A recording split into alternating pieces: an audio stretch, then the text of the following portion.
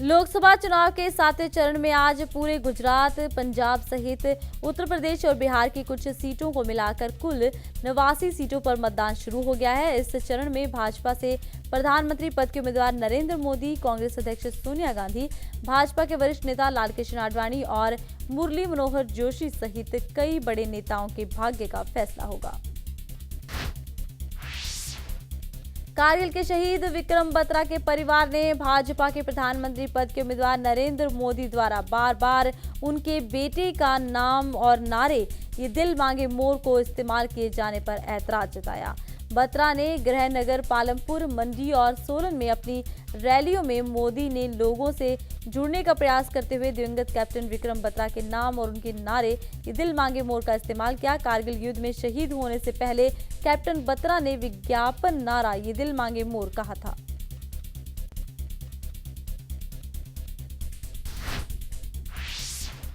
अपने "ये दिल मांगे मोर" बयान से विवाद पैदा होने के बाद नरेंद्र मोदी ने कहा है उनके मन में कारगिल के शहीद कैप्टन विक्रम बत्रा और उनके माता पिता के प्रति गहरा सम्मान है तथा वो अपने मन में ऐसे नागरिकों के अपमान का विचार लाने के बजाय राजनीति से इस्तीफा दे देंगे। भाजपा के प्रधानमंत्री पद के उम्मीदवार ने दिवंगत बत्रा की उक्ति का उनके द्वारा इस्तेमाल पर उत्पन्न विवाद की निंदा की और आश्चर्य प्रकट किया।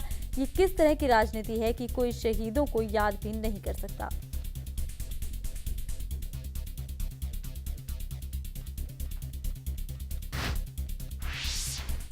केंद्रीय विदेश मंत्री सलमान खुर्शीद ने भविष्य में स्थितियां बनने पर तीसरे मोर्चे की सरकार को समर्थन देने के हाल के बयान से पलटते हुए कहा है कि कांग्रेस किसी मोर्चे को समर्थन नहीं देगी।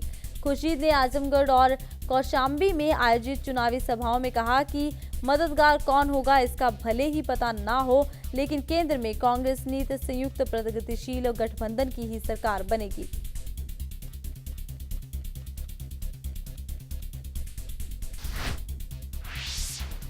ममता बनर्जी ने नरेंद्र मोदी पर हमला करते हुए कहा है कि अगर मोदी प्रधानमंत्री बन गए तो देश जल उठेगा। इससे पूर्व तृणमूल कांग्रेस मोदी के खिलाफ गुजरात का कसाई जैसे तीखे शब्दों का इस्तेमाल कर चुकी है। ममता बनर्जी ने कहा, भारत अंधकार युग में लौट जाएगा, अगर वो प्रधानमंत्री बने तो भारत जल जाएगा। उन्होंने कहा कि जो व्यक्ति अलगाववादी राजनीति करता है वो देश का नेतृत्व नहीं कर सकता।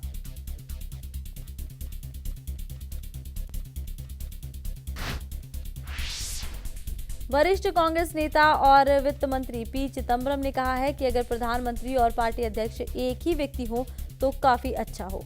चिदम्बरम प्रधानमंत्री मनमोहन के पूर्व मीडिया सलाहकार संजय बारू के दावे पर प्रतिक्रिया व्यक्त कर रहे थे। बारू ने कहा था कि संप्रग एक सरकार में असली सत्ता कांग्रेस अध्यक्ष सोनिया गांधी के पास थी।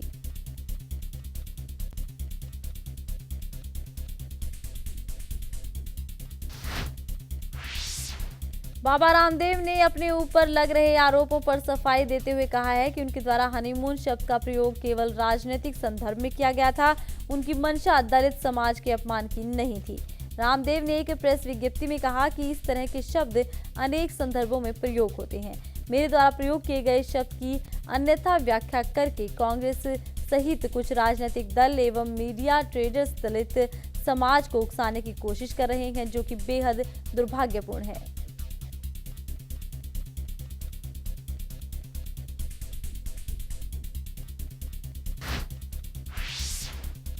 आम आदमी पार्टी के संयोजक अरविंद केजरीवाल ने एक संवाददाता सम्मेलन कर भाजपा पर आरोप लगाया कि उनके कार्यकर्ता आप पार्टी के लोगों को परेशान कर रहे हैं। उन्होंने उसके लिए नरेंद्र मोदी को सीधे तौर पर जिम्मेदार ठहराते हुए कहा कि मोदी ये ठीक नहीं कर रहे। केजरीवाल ने ये भी कहा कि वाराणसी की जनता इसका जवाब देगी। उन्होंने सांप्रदायिकता के मुद्दे से इतर कहा कि हमारी लड़ाई भ्रष्टाचार और महंगाई से है।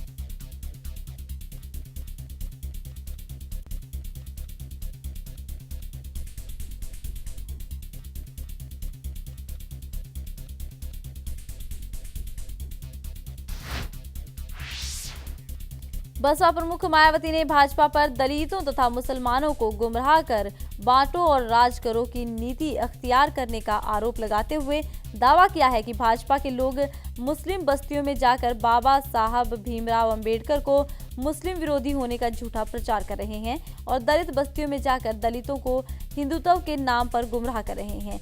ये भाजपा की बांटो और राज करो की नीति को जाहिर करता है।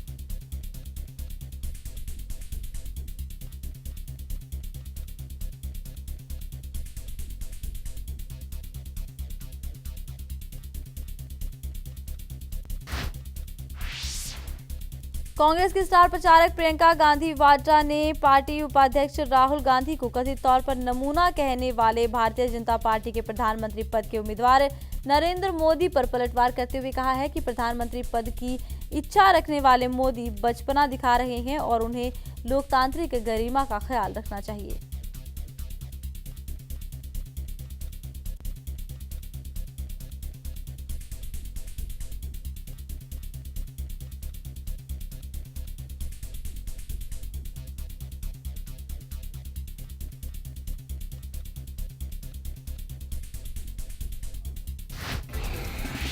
खबरों की दुनिया में आइए, हमारे साथ कहीं भी और कभी भी जुड़िए। हम मिलेंगे फेसबुक पर, हम दिखेंगे यूट्यूब पर, हमें फॉलो कीजिए ट्विटर पर। खबरों के साथ बने रहिए रात दिन।